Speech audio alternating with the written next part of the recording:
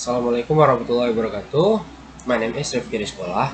In this video, I want to complete my assessment from MPA, and I want to share for you about what is a semantic and what is a pragmatic.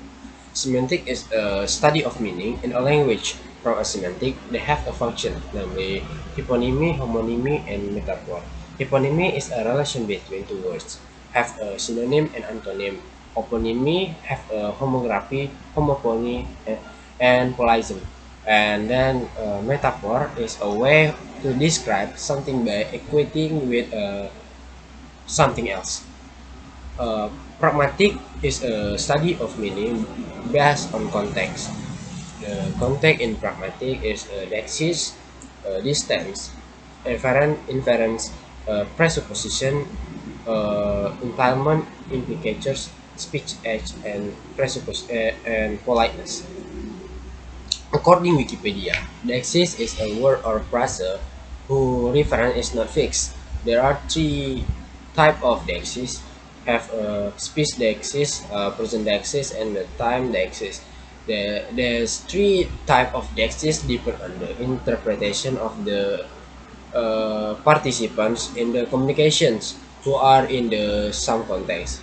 And according by journal American Journal of Humanity and Social Science, distance is refer to the degree of closeness or alienation in the relationships between the two sides of the communication, perceive and confirm the specific communication environment. Communicators and maintain or change the existing pragmatic distance by certain linguistic means. According to ELO, reference as a edge of speakers or writers using a linguistic from the to enable speakers and listener or reader to identify something depend on the speaker's intentions and on the speaker beliefs. For example, so the listener can identify the speaker intentions. According Eric Marcus, inference is consciousness of necessity. It is at once consciousness of the necessity of the truth of conclusions, given the premise and given the premises and consciousness of the conclusion as what I must believe. Give the that I believe the promises, and then according to Wikipedia, in a pragmatic presupposition are shared knowledge possessed by the utterance and the speech partner behind a speech edge, and the similarity of presupposition will facilitate communication, while differences in a presupposition will hinder communication. And then, according